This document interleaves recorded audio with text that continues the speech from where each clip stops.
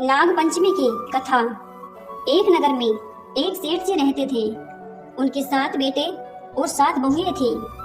इन 7 बहुओं में से 6 बहुओं के तो पीहर थे, लेकिन 7वीं बहू के पीहर नहीं था।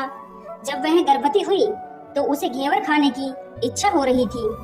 उसके पीहर नहीं था तो उसने एक घेवर चुराकर पानी भरने गई, तब ले गई। वहां जाकर पेड़ के नीचे घेवर रख दिया और सोचा कि पानी भरकर आराम से घेवर खा लूंगी। जब वह पानी भरकर घेवर लेने गई तो वहां घेवर नहीं मिला। उस पेड़ के पास एक बांबी थी, उसमें एक नागिन रहती थी। वह नागिन भी उस समय गर्भवती थी। घेवर को देखकर नागिन की इच्छा उसे खाने की हुई और उसने घेवर खा लिया। उस नागिन ने सोचा कि यदि साहूकार की बहू मुझे गाली देगी तो मैं उसे डस लूंगी, और यदि कुछ नहीं कहेगी तो इस बिना पीहर की को पीहर दिखा दूंगी। साहूकार की बेटे की बहू ने कहा कि शायद कोई मेरी ही जैसी होगी जिसने यह घेवर खा लिया होगा। ऐसा सुनकर नागिन बहुत खुश हुई और उसने अपने बेटों से कहा कि तुम इंसान का रूप बनाकर जाओ और साहूकार के बेटे की बहू को लेकर आओ। नागिन के बच्चे इंसान का रूप बनाकर साहूकार के घर चले गए। वहां जाकर उन्होंने कहा कि हम हमारी बहन को लेने के लिए आए हैं। तब सास ने कहा कि पहले तो कभी नहीं आए, इतने दिन कहाँ थे? तब उन्होंने कहा कि जब हमारी बहन का जन्म हुआ तब हम नानी के घर थे और शादी हुई तब हम परदेश कमाने के लिए गए हुए थे। उन लड़कों ने बहुत सारे कपड़े, गहने और मिठाइयाँ बहन के सास और जेठानियों के लिए ले गए थे। सास बहुत प्रसन्न हुई और जेठानियाँ उसे देखकर जल कूद रही थी। सास ने बहू को उसके साथ में भेज दिया।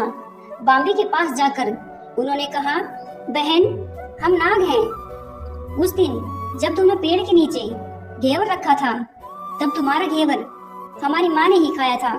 उन्होंने तुम्हें अपनी बेटी माना है, इस नाते से तुम हमारी बहन हुई। बहन, अब तुम हमारी पूंछ को पकड़ लो और डरना मत।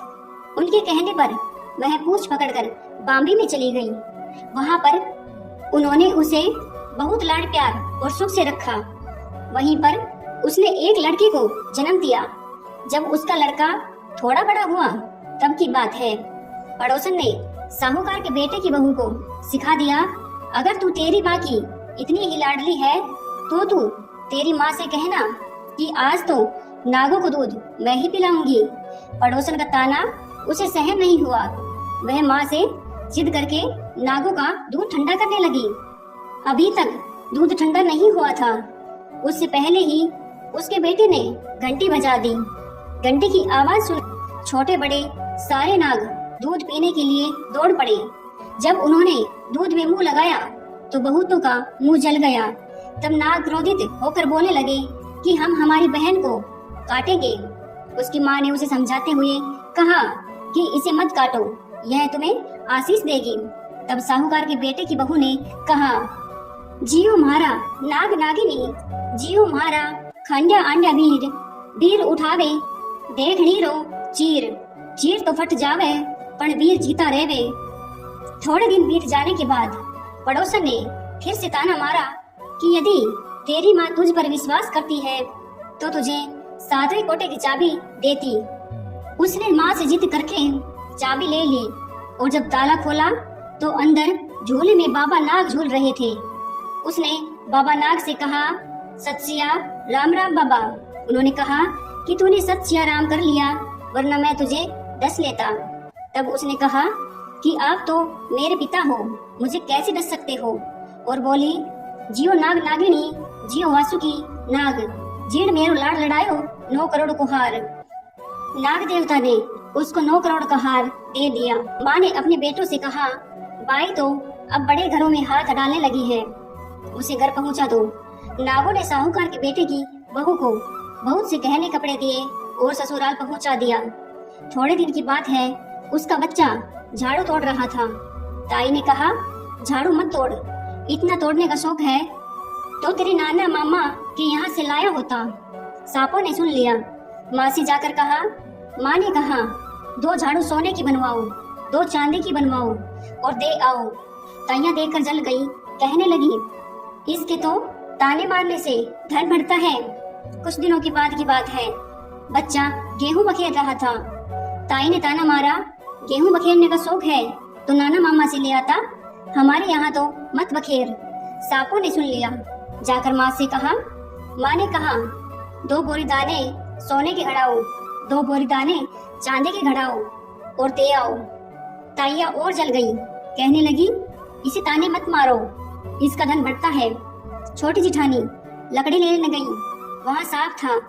उसने सोचा सबसे छोटी को बेचना चाहिए, सांप उसे खा जाएगा तो मुसीबत मिट जाएगी। छोटी बहू लकड़ी लेने गई तो वहाँ सांप बैठा था। बोली, भैया राम राम। सांप ने झट से बिछुए दे दिए, पहनकर छमछम करती चली आई। जेठानी देखकर जल गई। 2-4 दिन बाद पान की गड्डियों में सांप दिखा तो बड़ी जेठानी ने सबसे छोटी को पान लेने भेजा। उसने सोचा आज अवश्य सांप काट लेगा। सांप को देखकर छोटी बोली, भैया के घर क्या हाल चाल है? घर में सब ठीक तो है? सबको मेरा राम राम कहना। सांप ने मुंदड़ी पहना दी। जेठानिया फिर जल कूट गई।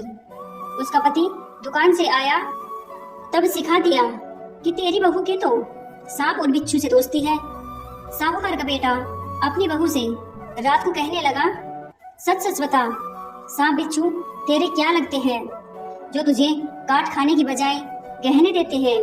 बहू ने कहा, वो तो मेरे भाई भतीजे लगते हैं। फिर उसने सारी बात अपने पति को बताई। पति ने कहा, तो क्या तेरे भाई भतीजे तुम्हें ही बुलाते हैं? कभी अपने जमाई को यानी हमें तो बुलाते नहीं है। आने कोने में छुपे सांपों ने बात सुन ली तो जाकर अपनी माँ से कहा। माँ ने कहा, दोनों को बुला लाओ। वे इंसान का रूप बनाकर दोनों को वह बच्चे को बुला लाए। खूब कपड़े गहने देकर तीनों को विदा किया। ऐसा समर्थ पीहर नाग पंचमी की कहानी कहने वालों को, नाग पंचमी की कहानी सुनने वालों को सबको मिले। जैसी अनपीहरी वो पहले रही थी, किसी को भी न रखे।